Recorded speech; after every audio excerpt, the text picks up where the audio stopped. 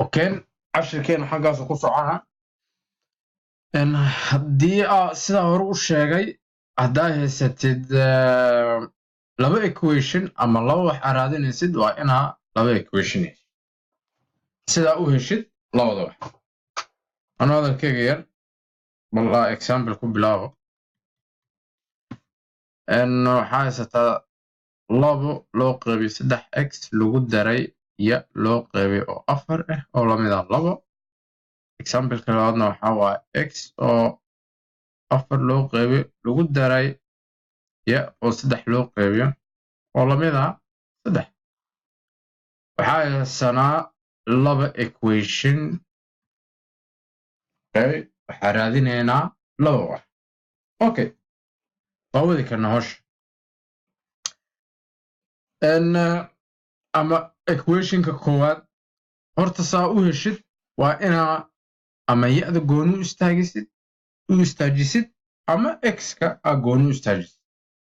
ama waxaa isticmaali kartaa equationka koowaad saa u heshid waa isku meesha kasoo qaad equationka labaadaa isticmaala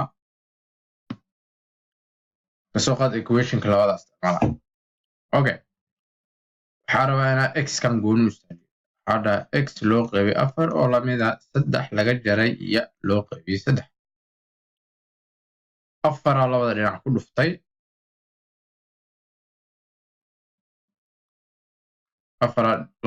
dhuftay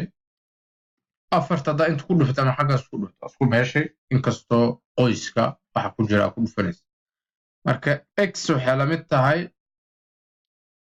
haddaa isku qeybiyo waxaa adiga iska dheh 12 loo qeybiyo 4 ya loo qeybiyo 3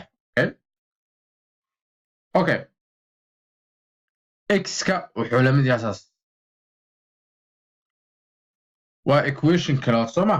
waxaa isticmaala marka x-ka waxaa gelinaa inta equationka labaad uu ahay kan koowaad muxuu dhahaya 2 loo qeybiyo 3x lagu daray ya loo qeybiyo 4 oo lamid ah 2 tasmen okay x-kana wuxuu la mid yahaa ognahay waa ku bedelaynaa meesha x ku qorantaa ku bedelaynaa saa u helno 2 loo qeybiyo 3 waxaa ku bedelaynaa 12 laga jaray 4 loo qeybiyo 3 ya lagu daray ya loo qeybiyo 4 oo lamid ah 2 marka saa qoysku furo oo ku dhufana 2 loo qeybiyo 3 lagu dhufta 12 laga jaray 2 loo qeybiyo 3 lagu dhuftay 4 loo qeybiyo 3 ya lagu daray ya loo qeybiyo 4 oo lamid ah 2 howshan waa fudayna 12 haddaa 3 u qeybisid waa 4 haddaa ku dhufatid 2na waa 8 laga jaray 8 loo qeybiyo 9 ya lagu daray ya loo qeybiyo 4 oo lamid ah 2 marka fractionka xaline 8daasaa dhanka kala geene waxaan dhahay markaas laga jaray 8 loo qeybiyo 9 ya lagu daray ya loo qeybiyo 4 oo lamid ah 2 laga jaray 8 okay laga jaray 8 labadan booska waa isku bedeli karaa sida xisaabta u qurxoonaato waxaan dhihi karaa positiveka soo hormarsii karaa ya loo qeybiyo 4 laga jaray 8 loo qeybiyo 9 ya oo lamid ah negative 6 okay hadda waa inaan helo laba tiro isku mid ah inay hoos yaalaan marka haddaa inta 9 ku dhufto kor iyo hoos 9 haddaa kor iyo hoos ku dhufto oo intana 4 ku dhufto kor waxaa ii soo baxa 9 ya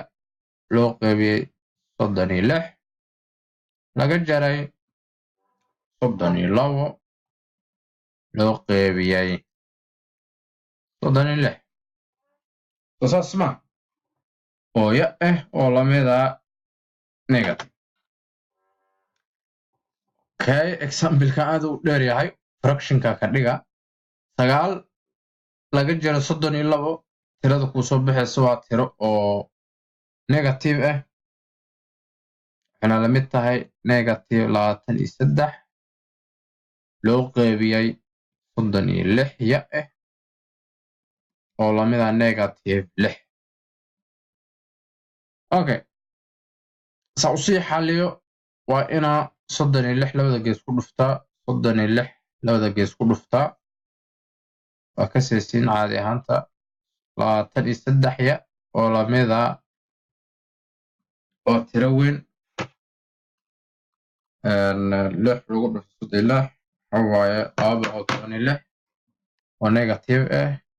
216 marka negative 23 labada gees u qaybina negative 23 negative isku baxan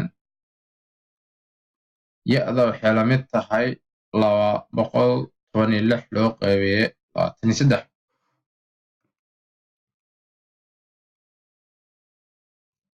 okay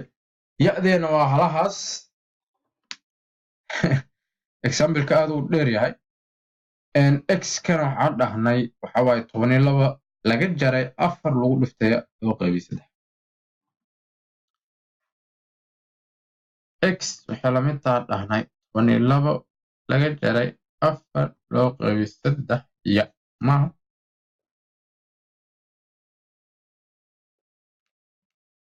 okay marka waa haysanaa ya-da waa tiradan marka x ka waa heli karnaa waa ila fahanteen u malayna hadda 12 laga jaray 4 loo qaybiyay 3 ya-dana waxa waaye 216 loo qaybiyay 23 saas ma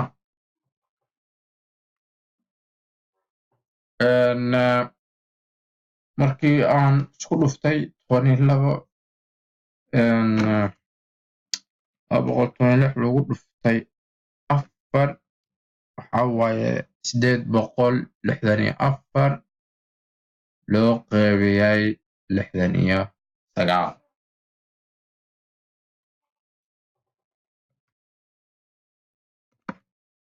864 loo qaybiyay 69